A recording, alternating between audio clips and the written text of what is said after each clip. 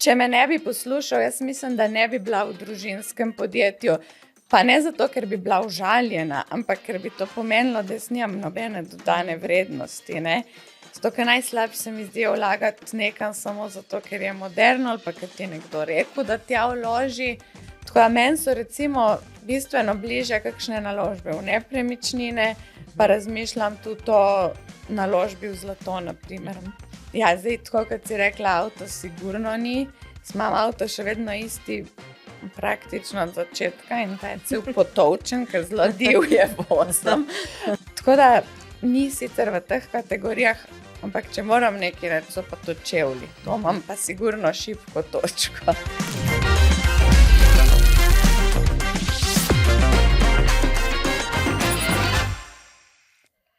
Lepo pozdravljeni v podcastu Investitorka v Pradi s Katarino Matejčič. Moja današnja gostja pa je Kaja Batagel, pravnica, podjetnica, lahko bi rekli tudi princesa predjamskega Erasma. Lepo pozdravljena. Hvala. Najprej vprašanje za 111 milijonov evrov. Nagradno. Kaj imajo skupnega družina Batagel in Luka Dončić, oziroma o čem ste celo boljši? Ja, to je pa dobro vprašanje. To bi mogoče bilo vprašanje za mojega očeta, ki zelo spremlja košarko, ampak jaz pa priznam, da jaz sem kot Slovenka zelo ponosna na njegove uspehe, ampak res pa ne spremljam košarke. Ti bom jaz povedala, jaz sem glas publike ali pa polovička, kakorkoli si vzameš. Na lanski lestvici najbogatejših ste bili na 21. mestu, eno mesto pred Lukom Dončićem.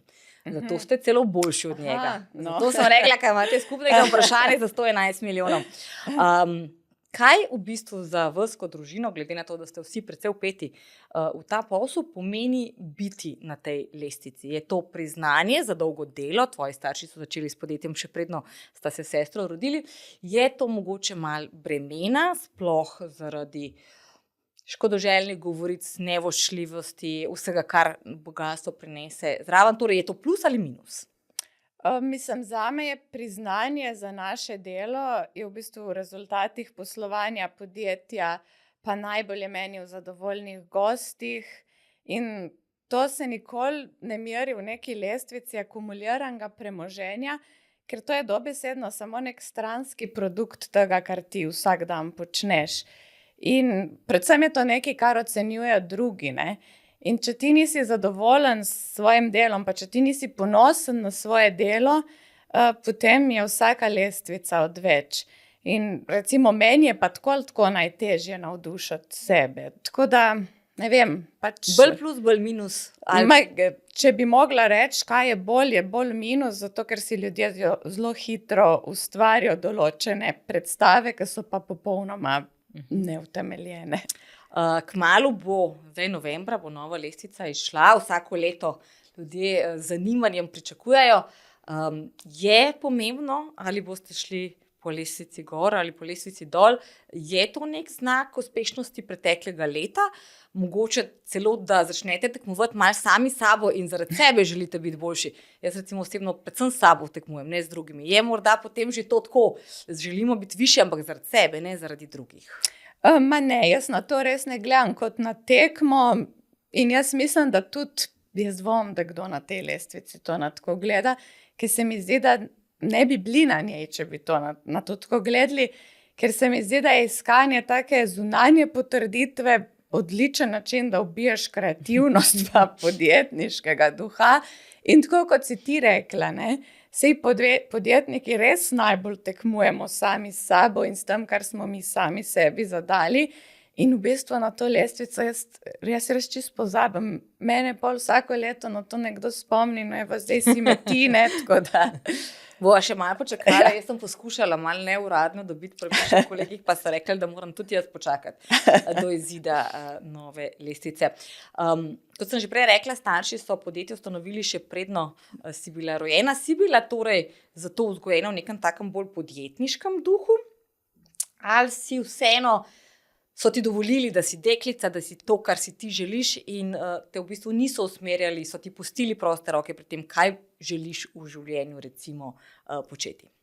Ja, zdaj, če ti odraščaš v družini, kjer sta starša tako močno povezana s podjetjem, seveda se nate prenese ta delovna vnema, pa podjetniški duh, želja, da bi nekaj ustvaril, pa predvsem zavedanje, koliko truda je potrebnega vložiti v to, da nekaj uspe.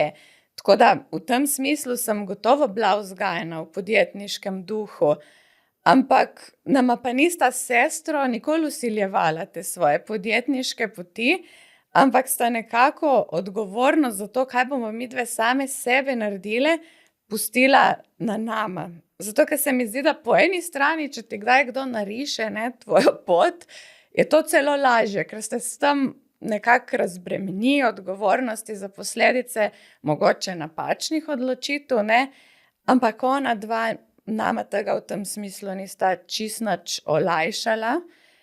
Se je pa predvsem vedno tudi razumelo, da je upravljanje vsakega dela in še toliko bolj morebitno nasledstvo, da je to res stvar sposobnosti, da to delo opravljaš. Pa si vedno vedela, recimo, kaj želiš početi, zdaj si pravnica, si imela od malega neko to željo, ali se je to razvilo z leti, tudi recimo čez izkušnje podjetništva, izkušnje, ki jih dobivaš čez podjetja. Jaz recimo kot zelo majhen otrok sem govorila, da bom ali zdravnica ali frizerka. Oba poklica sta mi še vedno všeč, ampak nič od tega seveda nisem. Ne? Otroci imamo zelo posebne želje. Ja. Pravnica mogoče je za zelo majhnega otroka še malo težko predstavljivo, razen če smo vsi gledali vse te serije vseh pravnikov, ne? Ali je to kasneje se razvilo? Koliko hitro si vedela, kaj želiš? Ja, sej tako, kot praviš, ne, jaz ne vem, če kakšen 5-letnik prav sanjari, pravo. Meni sicer hčerka reče, jaz bom pravnica, ampak To zato, ker vidi pri tebi. Ja. No, moja čist prva je bila veterinarka, potem je bila dolgo časa forenzičarka, hvala Bogu, ne, da me ni tja odneslo. Ampak sem pa jaz že zelo zgodaj začutila, da razumem, oziroma nekako mi je bilo naravno razumeti, kako ljudje delujejo, oziroma če jih nisem razumela, sem imela zelo močno željo jih razumeti. In meni je bila od nekdaj fascinantna človeška psiha. Zato tudi, ko sem se vpisovala na faks, na prvo mesto sem sicer zapisala pravo, na drugo pa psihologijo. In nekako sem upala morda, da na pravo ne bom sprejeta, kar pač sicer potem seveda sem bila. Mogoče se mi je to takrat zdela nekako bolj praktična izbira, čeprav danes še zdaleč na to ne gledam več tako, ker res verjamem, da bi mogel vsak študirati tisto, kar ima res rad in bo potem kariera iz tega prišla. Ampak kakorkoli, no, mene je pa tudi pravo me je zelo privlačilo, zato ker v svojem bistvu je to uravnavanje odnosov med ljudmi.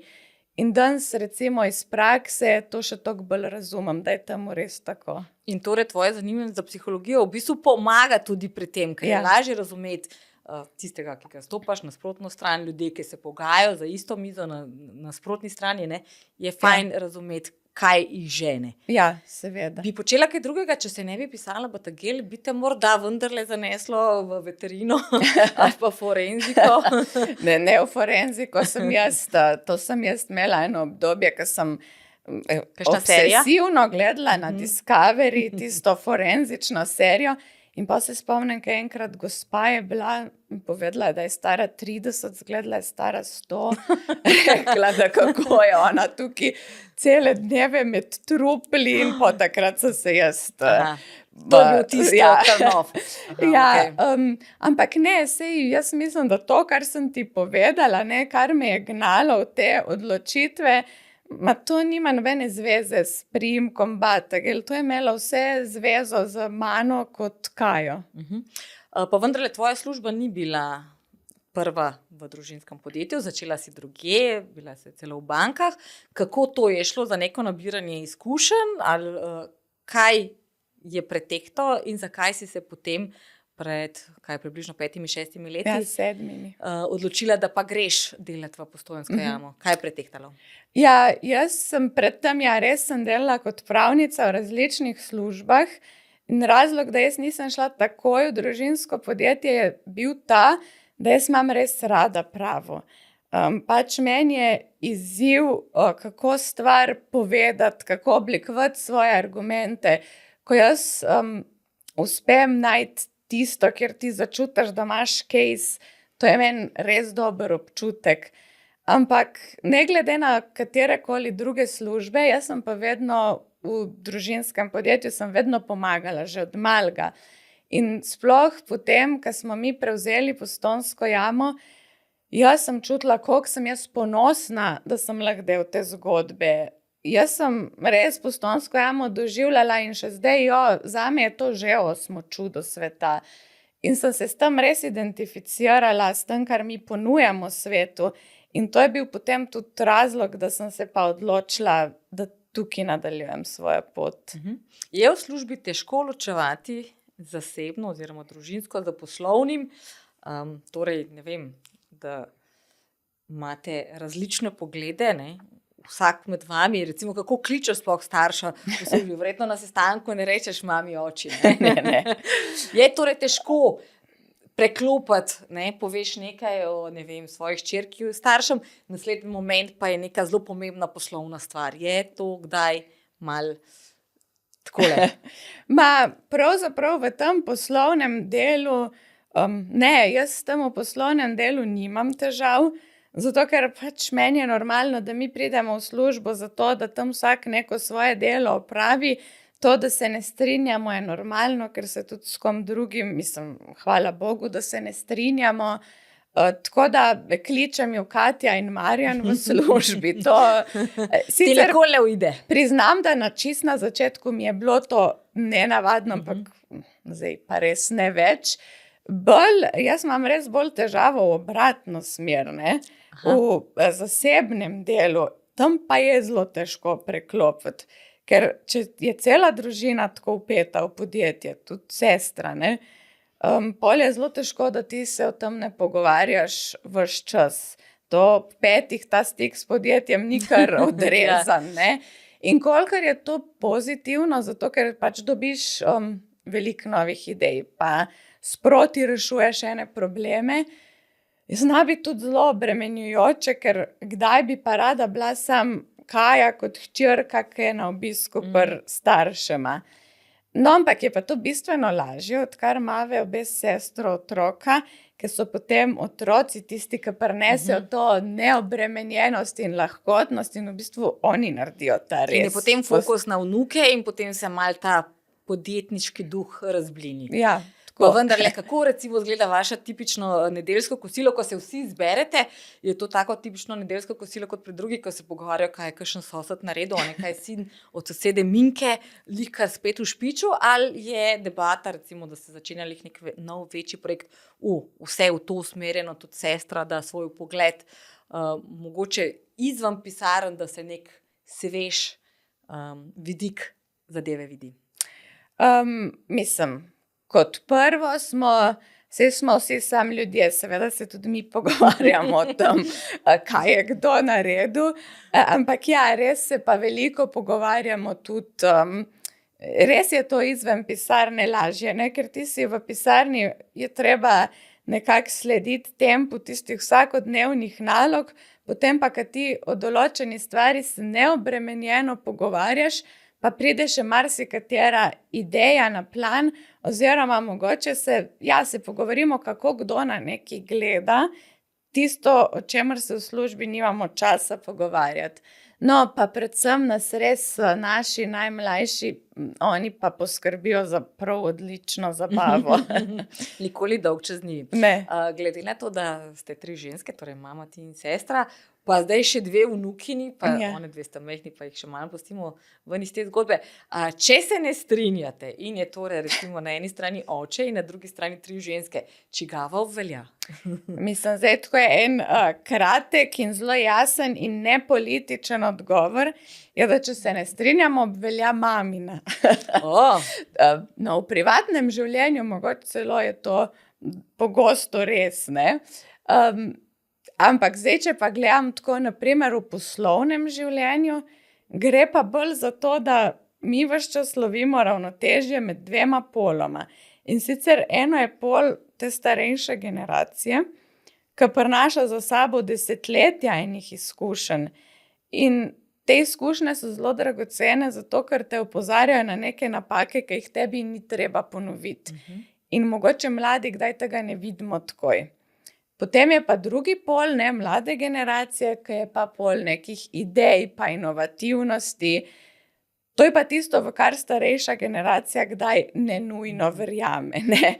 In se mi zdi, da če pride do konflikta, pride na videz do konflikta. Torej bolj v generacijskem prehodu oziroma različnem razmišljanju. Ja, ampak govorim bolj na videz konflikt, zato ker če si se ti takrat sposoben usesti, pa ne gre za to, zdaj, čigava bo obveljala, ampak če si ti sposoben najti ravnotežje med izkušnjo in nekim svežim pogledom, potem si v bistvu zmagal. Kaj pa, če gre za res zelo strokovno zadevo, glede na to, da si ti pravnica v vašem podjetju in rečeš očetu, da z pravnega vidika neka odločitev ni morda najbolj smotrna, najbolj pametna, seveda tudi finančno najbolj učinkovita, te posluša, sprejme ta argument, ker gre res za argumentiran nestrinjanje ali pa drugačno mnenje. Ja, me posluša in tudi jaz ga pogosto na kakšne te stvari opozarjam. In če me ne bi poslušal, jaz mislim, da ne bi bila v družinskem podjetju. Pa ne zato, ker bi bila užaljena, ampak ker bi to pomenilo, da jaz nimam nobene dodane vrednosti. Ne? Tako, če pomislim, glede pravnih vprašanj, me praktično 100% posluša. Mislim, da tudi zato, ker jaz nikoli na stvar ne pogledam sam z pravnega vidika. Jaz imam verjetno kot pravnica srečo, da sem odraščala v podjetniški družini in sem se zelo navzela pragmatizma in vedno pogledam, kaj je posel v ozadju. In zame je pravo samo eno izmed orodij v poslu. In če ga ti znaš pametno uporabljati, lahko tako kot vsako drugo orodje, tudi pravo posel žene naprej. Ne? Pa vem, da to ni neko splošno prepričanje, vsi mislijo, pravo zavira posel, ampak po moji izkušnji to ni nujno tako. Kakšen konkreten primer? Mislim, veliko je takih konkretnih primerov, ampak recimo bili smo vpleteni v eno tako situacijo, kjer je šlo za to, da se ščiti interese določenega podjetja. In tam recimo je po eni strani šlo za to, da se zaščiti delavce, da se zaščiti stabilnost in tukaj je recimo pravo bilo zelo močen zaveznik. Kaj pa kontra, rekla si, če kdaj pride do kakšnega nestrinjanja, bolj generacijsko in izkušnje, neka svežina, nov pogled, inovacije. Kaj pa recimo najpomembnejša stvar, ki si se jo ti naučila od staršev, kar ti je dalo, da te je tudi na nek način izoblikovalo in je pomembno tako za pravo kot za posel? Ja, to je sigurno, to je pragmatizem. Pa je to, da ti vedno poveš to, kar misliš, oziroma stojiš za tem, v kar verjameš, čeprav se mogoče na prvo žogo to za posel ne zdi dobro. Ampak na dolgi rok pa vedno je, zato ker sam, če ti delaš to, v kar verjameš, boš uspešen.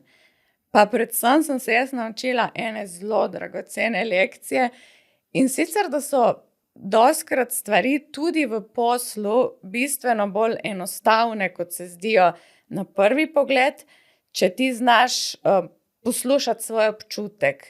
Ker za dober posel ni pomembno, da imaš zdaj ti neskončno količino analiz pa poslovnih svetovalcev, ampak da znaš ti odgovore v sebi poiskati.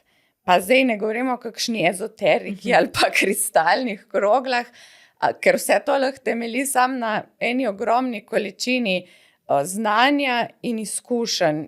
In tukaj je treba črpati ta občutek. Je pa tudi res, da je potem to z vsakim letom izkušenj, ko si v poslu lažje.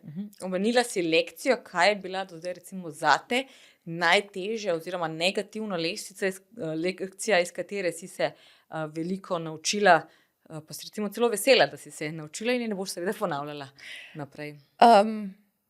Ja, jaz mislim, da res to, o čemer sem govorila, da moraš ti poslušati samega sebe. se mi zdi, da tiste odločitve, ki so se na koncu res izkazale za napačne, so bile tiste, kjer sem se jaz spustila prepričati v nasprotno, v nekaj, kar jaz nisem verjela. Pa zdaj ne govorim o tem, da moraš ti vedno trmasto vztrajati sam na svojem in samo jaz imam prav in nobenega ne poslušamo, ampak da če potem, ko si ti zbral vse informacije, če ti neki pravi nek glas, da to ne bo v redu, ga je ponavadi boljš poslušati, pa narediti tisto, kar ti verjameš, da je prav. Kaj pa recimo razočaranje, vsi vsakodnevno doživljamo ogromno razočaranje, tudi v poslovnem svetu, običajno se to predvsem nanaša ravno na to, nekdo te poskuša prepričati v nekaj, kar ne verjameš, kar čutiš, da ni v redu. Pa vendar je recimo tvoje razočaranje, ko si bila razočarana ali nad ljudmi, ali nad neko izvedbo projekta, ali nad čemarkoli, je bilo kaj takega? Mogoče mene najbolj razočara, ko pri ljudeh vidim, da delajo nekaj po neki inerciji, samo zato, da se naredi. Ker se mi zdi, da, ne vem, mi vsi, jaz sem navajena, da ko ti nekaj delaš, da se v to res daš 100%, pa delaš tisto, v kar verjameš. In ko jaz vidim pri kakšnih ljudeh, da nekaj delajo samo zato, da bo mir, da boš ti srečen, mislim, to mene res prav dol potegne, ker jaz rada delam z ljudmi, ki verjamejo v neko idejo.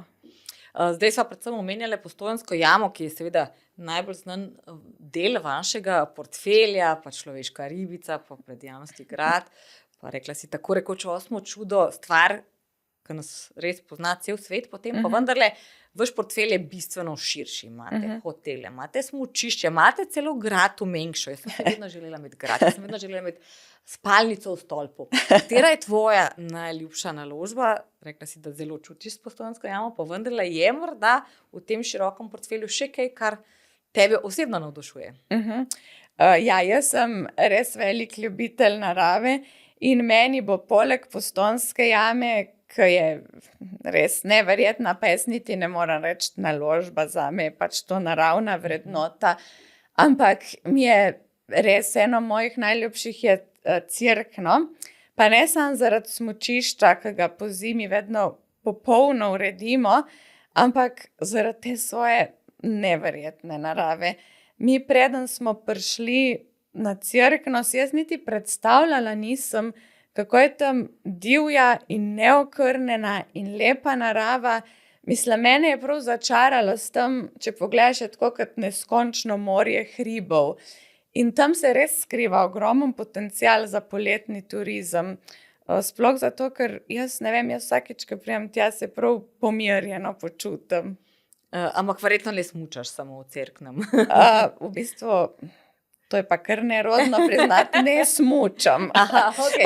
Lej, vedno obstaja priložnost, pa rekla si celoletni turizem, morda pa kaj drugo. Ja, sem se pa res letos, lani sem se pa res začela učiti smučati. No, super.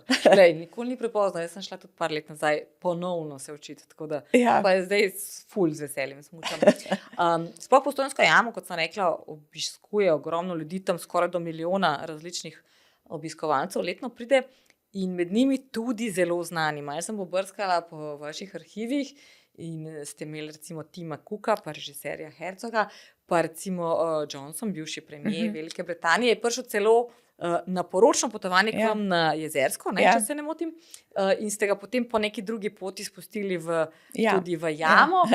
Kdo od teh ljudi, recimo, ki si jih tudi osebno srečala, te je najbolj navdušil, naredil najbolj vtis nate, ker glede na te zgodbe izgleda, kot da so vsi zelo undercover, prišli pa zelo nezvezdniško, bi lahko rekli. Zelo, low key. Normalno. Ja, zelo normalno. Kdo je tebe, recimo, navdušil, s koga si bila vesela, da je prišel v Postojnsko jamo in da si ga ti spoznala? Ja, sigurno si ga omenila, Werner Herzog, zato ker jaz imam res rada film. In moja ljubezen do filma se je pa rodila, ko sem jaz enkrat v srednji šoli na televiziji videla njegov film Fitzcarraldo. Do takrat sem jaz pač poznala predvsem hollywoodske filme, to je bilo vse po istem kopitu, nič kaj revolucionarnega in zanimivega. In ko sem jaz videla ta film, mislim, meni se je dobesedno odprl nov svet, sploh način, kako on snema, kje snema, kakšne zgodbe daje. In ko sem jaz zvedela, da bo, ne samo, da bo obiskal Postojnsko jamo, ampak da bo v bistvu enega ključnih prizorov v svojemu novemu filmu snemal v Postojnski jami, mislim, jaz sem skoraj skočila v zrak od navdušenja. In še bolj sem bila navdušena, ker sem zvedela, da išče statiste za svoj film.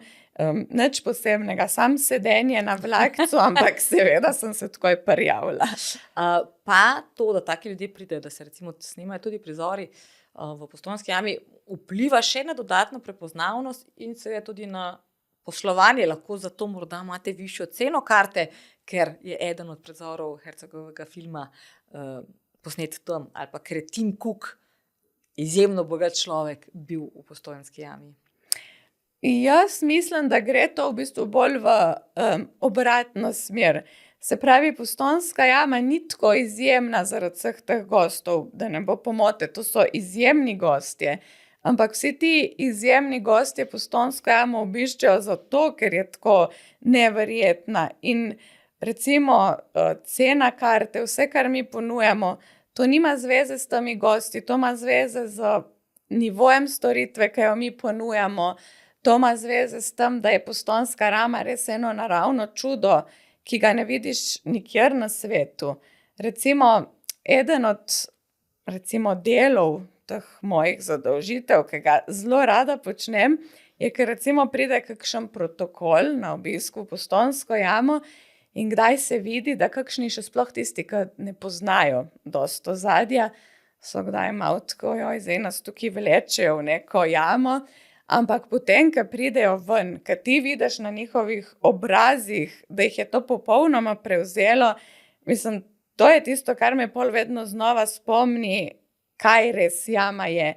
Tako da, ja, vsi ti gostje so smo zelo ponosni in smo zelo veseli, da jih lahko gostimo, ampak ni pa to tisto, kar daje jami vrednost. Torej so oni lahko veseli, da grejo lahko jamo pogledati, če to malo obrneva, ne? Ja, in ponavadi tudi so.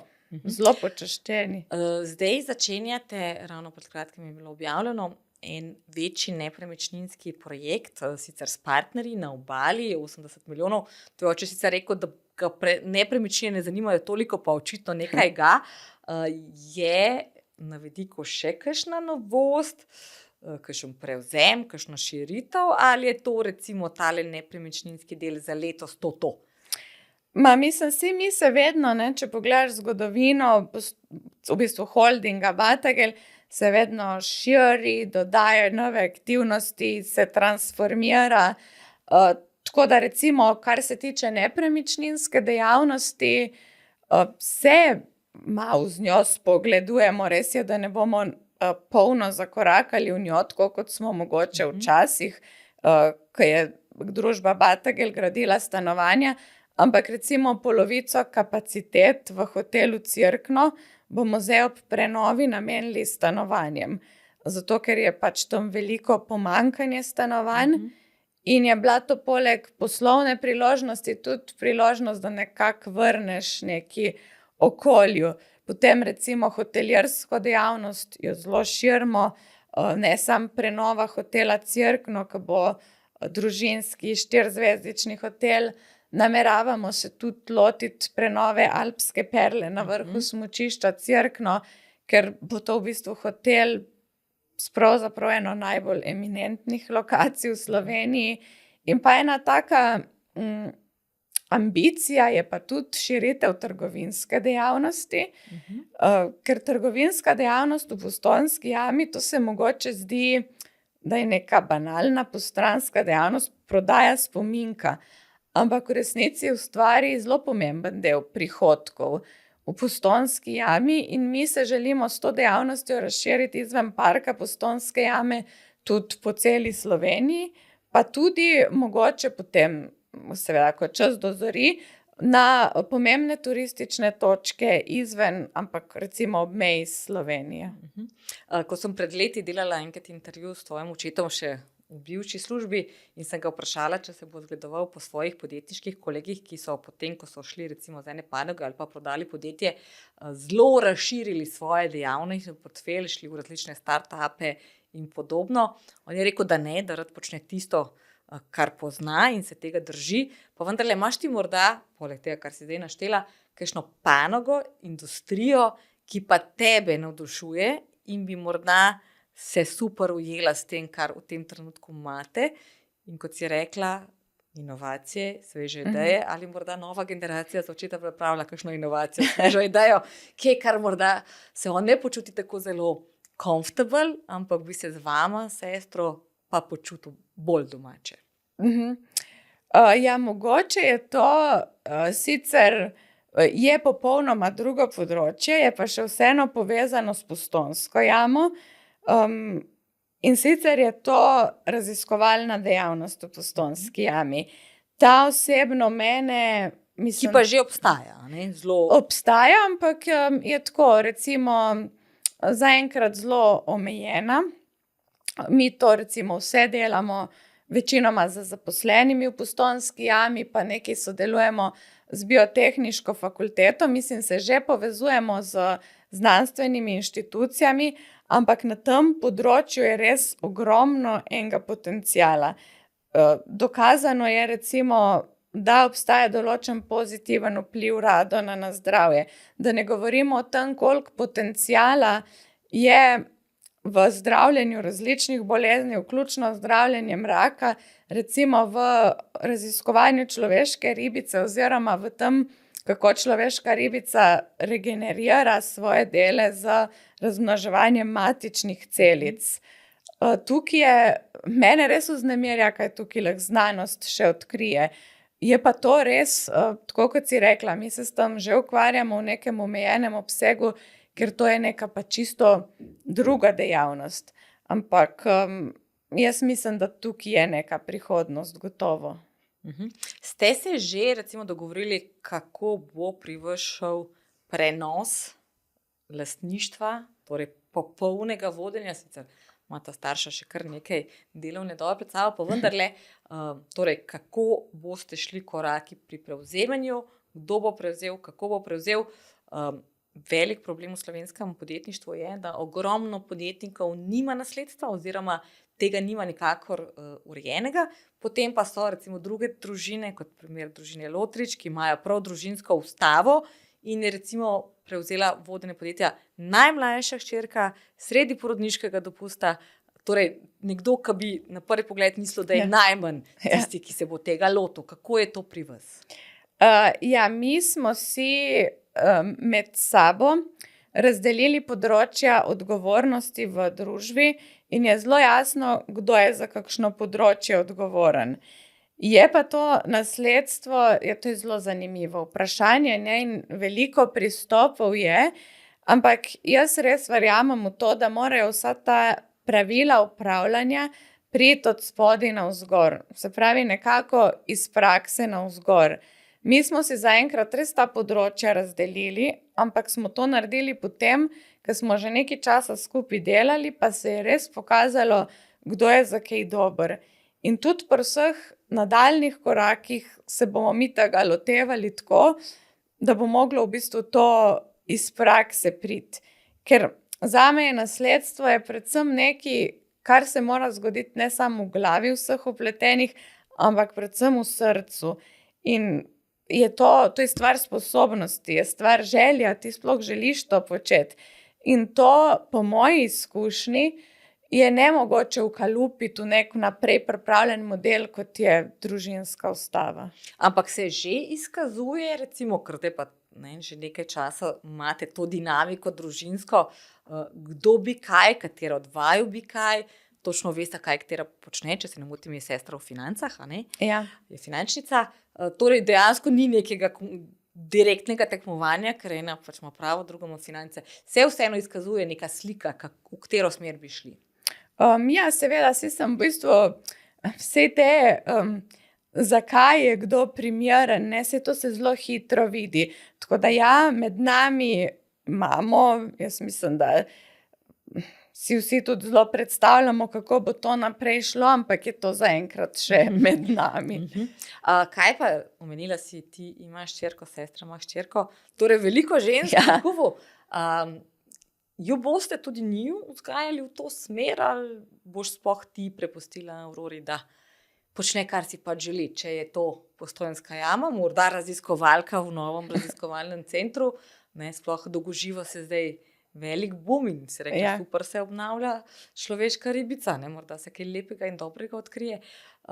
Ali boste že vnaprej mal vseeno usmerjali v to smer?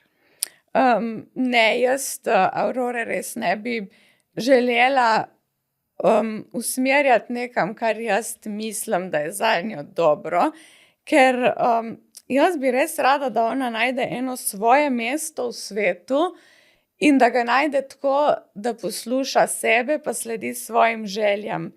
Po mojem je moj najpogostejši odgovor na njena vprašanja je, ko me kje vpraša, jo vprašam, kaj pa ti misliš, in to gre njej sicer zelo na živce.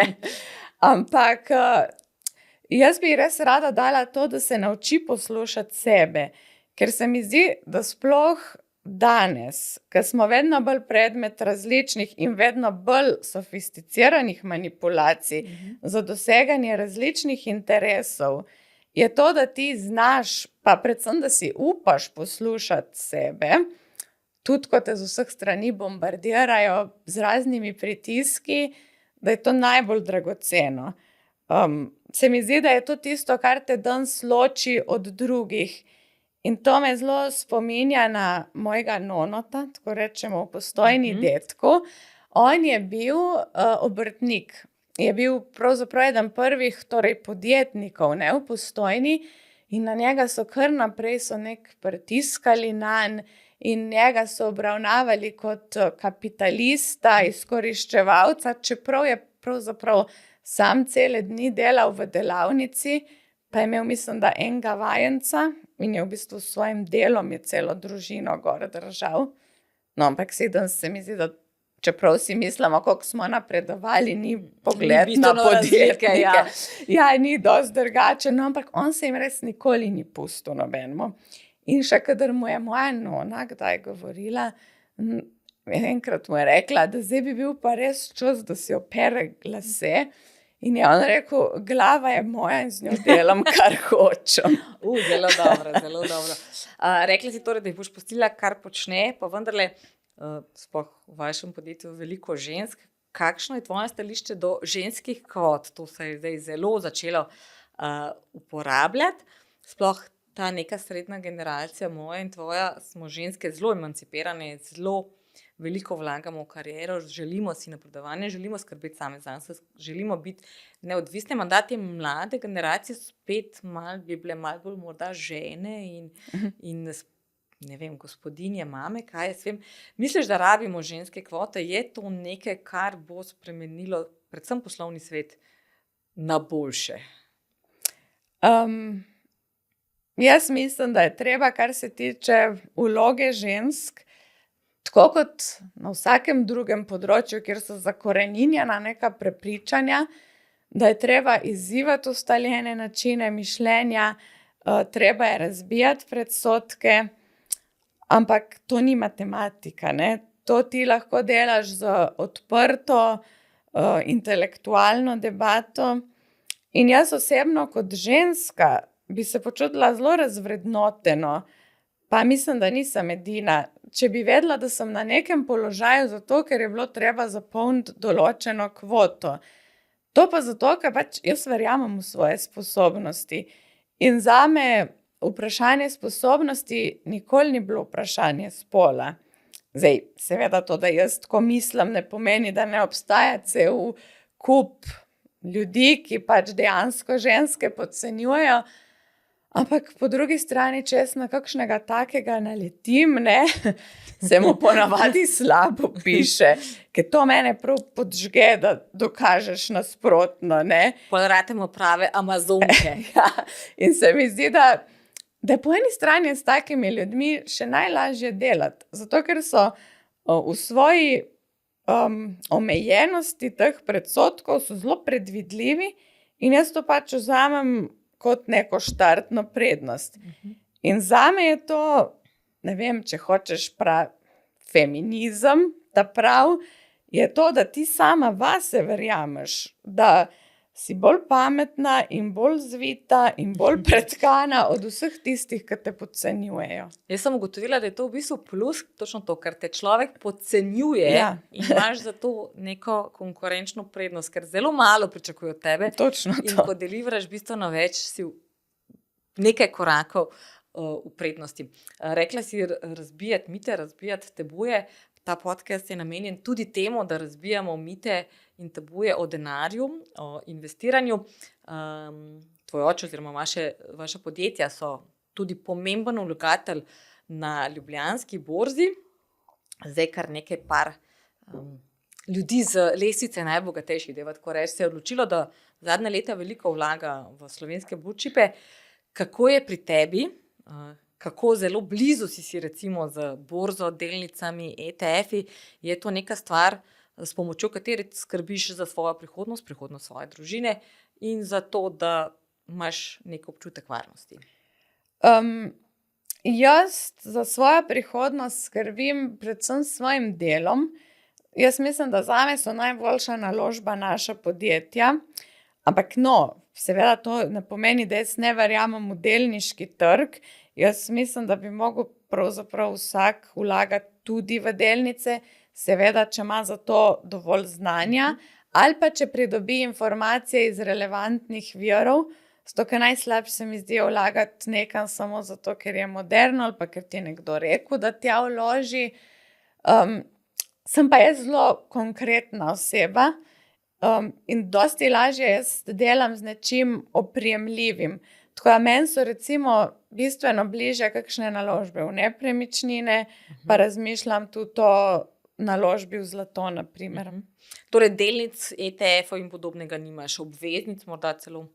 Nekaj jih imam, ampak ne veliko. Aha, to je bolj za zdravo. Ja. Torej, rekla si, bistveno bliže ti je pa zlato, srebro, torej plemenite kovine, prav v fizični obliki, torej da imaš doma ali pa v sejfu, ali v smislu nekega ETF-a ali pa delnic rudnika. Ali ti je všeč prav ta občutek, da mogoče imaš srečo, pa imaš zlato palco, ali pa saj recimo zlatnik. Mislim, zaenkrat še nimam. Kot pravim o tem, zdaj zadnje čase zelo veliko razmišljam in če bi investirala oziroma ko bom investirala, bom v fizično kovino, pa ne zato, ker se mi zdi tako super imeti neko palco ali pa zlatnik, ampak zato, ker je potem, ker sem se pač posvetovala z ljudmi, ki se s temi stvarmi ukvarjajo, je to kot naložba, če ti že greš v zlato bistveno bolj smiselno, da je v bistvu čim manj posrednikov do končnega produkta. Torej, čeprav razumem to, kar si mi do zdaj povedala o kriptovalute in podobne stvari, ne verjameš prav zelo. Mislim, jaz ne verjamem, ampak to zdaj ne pomeni, da to ni lahko za nekoga zelo dobra naložba, ker verjetno to, da jaz v to ne verjamem, pač izvira iz tega, da jaz tega ne poznam dovolj dobro. Mislim pa, da bi res mogel vsak svoj denar, ki ga konec koncev, do katerega ni, enostavno priti vlagati v tisto, kar on verjame. Torej bi sebi opisala predvsem kot bolj konzervativno vlagateljico. Ne padaš lih na vsak hype, pa na vsako novost, pa na vsako novico, ki mnogo ljudi potegne doskrat v napačno smer. Ne, to pa res ne. Se pri tem odločaš sama, morda poslušaš tudi notranji instinkt, ženske smo dobri pri tem, ali imaš kakšnega finančnega oziroma investicijskega svetovalca, morda očeta, kako gre to, če se ne motim, je tudi mož od sestre, je tudi finančnik, ne sestra finančnik, to ostaja znotraj družine, ali imaš recimo koga zunanjega, včasih je nekoga zunanjega lažje poslušati, ki je popolnoma neobremenjen in nepristranski.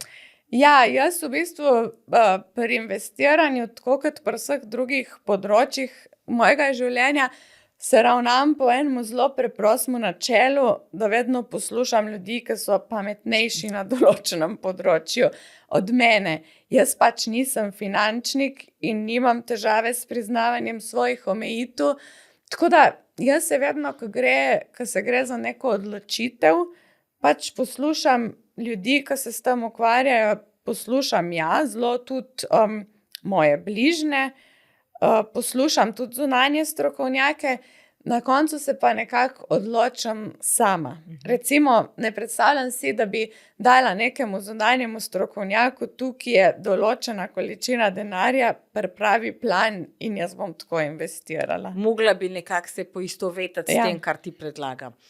Kaj pa čisto osebne finance? Si dobra v tem? Si recimo skrbna, vodiš evidence, imaš mogoče celo kakšne aplikacije, Excel, kaj jaz vem kaj, ali si bolj nekdo, ko ima malo manj pregleda nad tem, če Petra rekla, recimo, jaz nimam pojma, koliko imam denarja v žepu, koliko imam v denarnici, v katero smer si tudi verjetno bolj konzervativna in veš, koliko imaš kje in kdaj. Jaz se spomnim že, ko sem bila majhna, in sem imela, naredila sem si prav eno tako kuverto in tja sem, zato ker pri nas doma ni bila žepnina tako nekaj običajnega. In jaz sem v tisto kuverto pač vsak tolar si spravljala in meni je bilo, in sem imela tam gor zelo točno evidenco, in meni je bilo vedno tako zadovoljstvo tam en plus napisati. In ful mi je bilo grozno, če sem kaj mogla ven vzeti in napisati tja minus. Tako da bi rekla, da sem zelo skrbna.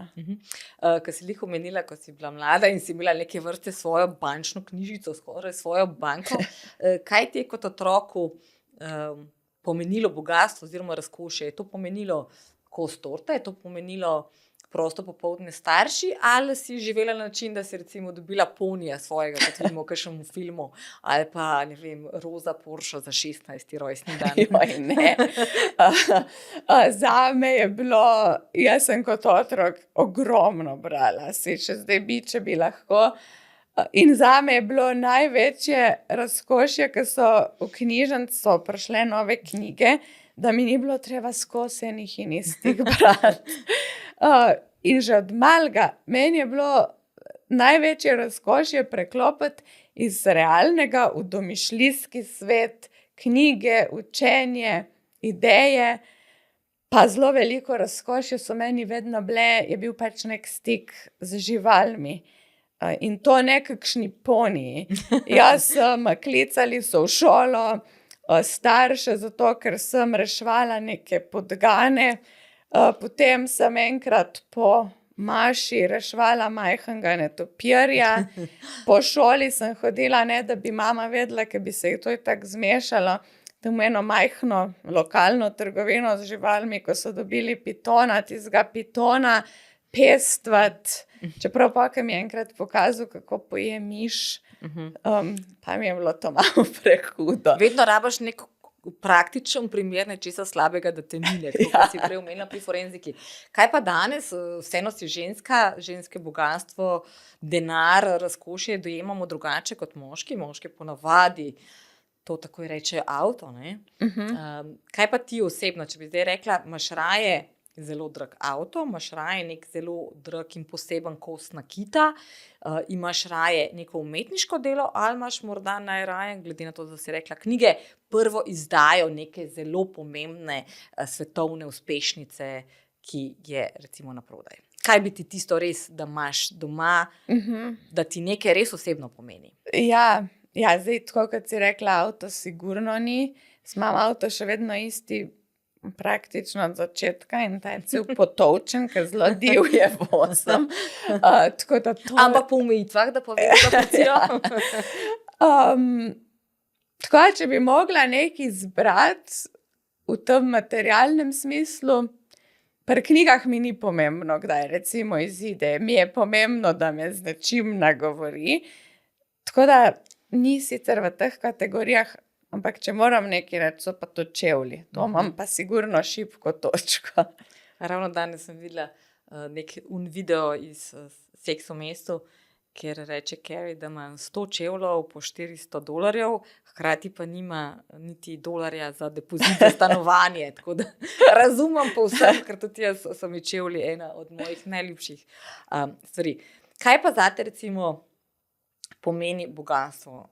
omenili sva to lestvico najbogatejših, omenili sva, da v bistvu od rojstva rasteš v nekem podjetniškem okolju, podjetniškem duhu, ki je za mnoge neprivlačen ravno zaradi velike količine dela, sekiranja, dostikrat kaj ne gre v redu, ne? Ni to isto, kot da greš v službo in je vse tam in greš domov in odmisliš, ne?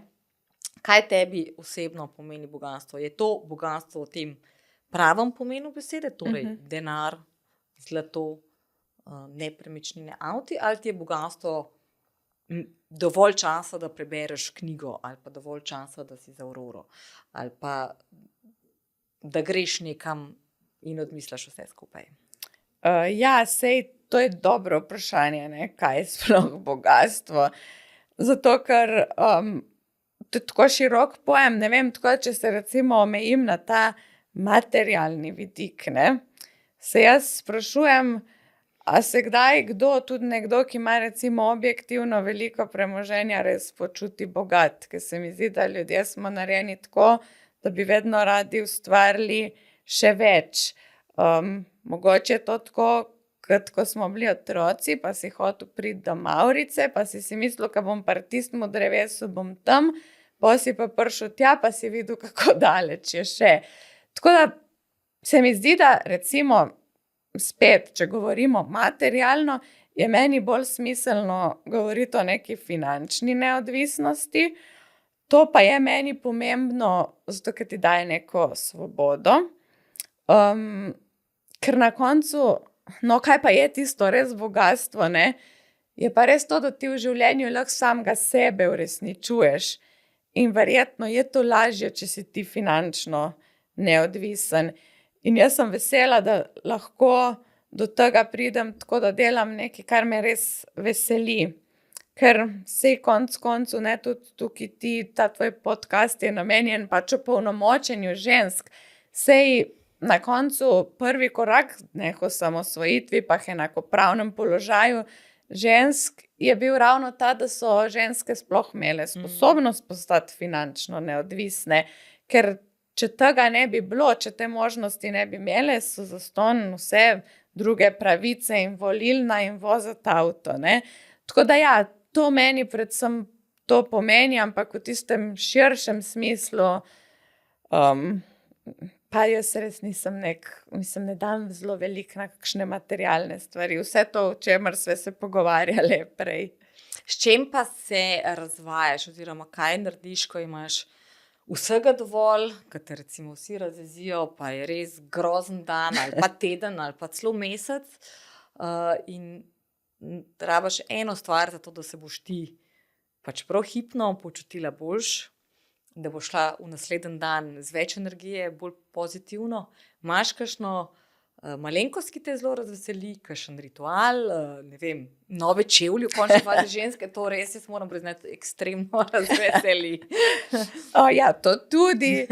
No, ampak najbolj se mi zdi, ali to, da greš v naravo, ali to, da grem športat, ali pa da se obkrožam z ljudmi, ki me nasmejijo. Ali je to moja hčerka, ali so pa to prijatelji. Meni je humor in smeh, to je meni v življenju tako pomembno, to me je po mojem spravilo čez najboljša, čez najtežja obdobja, ker se mi zdi, da če se ti znaš nasmejati sam sebi, je vse toliko lažje, saj je svet že zadosti težek sicer. In meni to, da imam okoli sebe ljudi, ki mi to dajo, mislim, to je tisto, kar jaz zase naredim. Da sami sebe ne jemljemo preresno. Ja. Se morda lahko zgodi, da imaš enkrat vsega dost. Rečeš doma, jaz se ne grem več tega, super Postojnska jama, ampak zaenkrat jo imam dost. In greš nekam, počneš nekaj popolnoma drugega. Sama si omenila, pač bogatstvo je tudi to, da imaš neko svobodo, neko možnost, daj reči ne ljudem, poslom, v končni fazi nekim priložnostim ali pa situacijam, v katerem se znajdemo. Ampak kaj si sebe predstavljaš, da enkrat rečeš, joj, res, toliko imam dost, jaz grem na nek samoten otok na pol, tam bom, ne vem, naredila tečaj za učiteljico meditacije ali pa joge, ali pa bom slikala, ali pa bom sam brala in pustiš to, kar poznaš, vsaj za nekaj časa za sabo. Pa v bistvu zaenkrat ne vidim, zakaj bi to želela. Zato, ker meni recimo je to moje delo, ta poslovni svet, to je meni trenutno, to je svet kreativnosti, idej in jaz ne vem, zakaj bi to želela zapustiti. Sej na koncu se mi zdi, da si vsak skroji svoje življenje tako, kot mu ustreza in ti privlačeš nase tisto, kar zavestno ali pa še bolj ponavadi podzavestno iščeš. In jaz sem v tem delu našla svoj mir. Sej konec koncev, jaz sem tudi imela, ko sem pred leti delala na Svetovni organizaciji za intelektualno lastnino, še kot študentka, to je del OZN, sem imela možnost, da bi tam nadaljevala kariero v neki zelo lagodni službi, pa zelo dobro plačani službi, ampak meni bi pol manjkal ta zagon, ne. Predvsem pa imam jaz je tukaj delo, ko ga rada delam in so ljudje, ki jih imam rada, tako da si v bistvu ne predstavljam, da bi hotela vse to pustiti za sabo. Kaj pa samo, da bi enkrat nehala delati, ali ravno ta podjetniška vzgoja v tebi zbuja to, da moraš vedno nekaj delati, vedno nekaj novega, ne? Tudi ko si zelo, zelo visoko, se vedno najdeš nekaj, kamor se lahko pride više, bolje, ali pa za neki širši blagor, ali bi lahko enkrat rekli, dovolj imam denarja, jaz bom zdaj sama sebe razvajala in to je to. To bi bilo po mojem hitro dolg čas. Bi bila 3 dni, pa bi imela. Sej se sliši kot ideja zelo dobro, ampak konec koncev se mi je že na dopustu, kdaj je bil tak tip dopusta, da si rečeš, fino bo, da ne počnemo nič, ti je pol po 3 dneh že kar. Ampak ravno zato je fajn dopust tudi, če ne delaš nič, zato ker itak delaš pred tem in delaš po tem. In jaz vedno, ko mi kdo reče, ravno to, kaj bi dal, da mi ni treba nič delati, jaz vedno spomnim jih na Piko Nogavičko, kjer v knjigi pravi, da hoče iti v šolo, zato da bo imela počitnice, ker sicer imaš počitnice in to pač niso počitnice. Tako da, če res čist nič ne počneš, potem dopust ni več dopust, in počitnice več niso počitnice.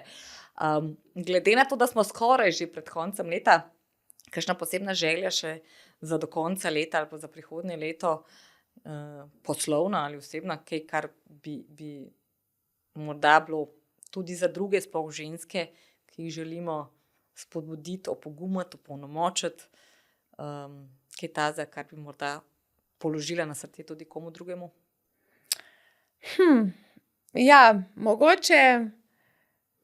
Mogoče res to, o čemer sva se prej pogovarjali. Jaz bi res želela, zdaj, če naslavljamo ženske, da se ne pustijo omejevati, ker če imajo ljudje omejena prepričanja, pa če so sami omejeni, to so njihove omejitve, to niso tvoje. In se mi zdi, da ko ti to vidiš, potem te kar naenkrat vsi ti predsodki in ideje pravzaprav več ne motijo. Pa predvsem res se mi zdi, da pomembno je, da ti vedno poskušaš uresničiti samega sebe, ne glede na to, kaj delaš, da se sploh naučiš prisluhniti sebi pa temu slediti, ker potem ne boš rabil nobenih kvot, nobene zunanje pomoči, ampak boš to pot šel. Recimo, zelo navdihujoča zgodba, ko sem jo prebrala, preden sem prišla, in se mi zdi, da je to tako zelo močno sporočilo, kaj lahko pomeni ta zavest, pa kolektivni duh, da so se ženske v Iranu, v Teheranu, so se nekako kolektivno odločile, da ne bodo več spoštovali teh zakonov o pokrivanju in so nekega dne pač vrgle to vse dol, se začele zelo zahodnjaško oblačiti in to je zame pač ta emancipacija, ki pride od notri, ki ti ne rabiš nobenega zakona, da ti bo to dal, ampak se v sebi upreš tem prepričanjem. Kaja, najlepša hvala Hvala. za tvoj čas, za tvoj obisk v našem studiu, za tvoje upoglede in izkušnje, ki si jih delila z nami. Upam, da kakšno gledalko, poslušalko ali pa gledalca, poslušalca navdahneva, navdihneva in en mali kamenček v mozaiku premakneva za to, da bo svet lepši in boljši za vse nas. Tako da hvala lepa še enkrat. Hvala tebi. Spoštovani gledalci, gledalke, poslušalci, poslušalke, to je bil še en podcast Investitorka v Pradi s Katarino Matejčič, vabljeni k poslušanju in pa seveda srečno do naslednjič.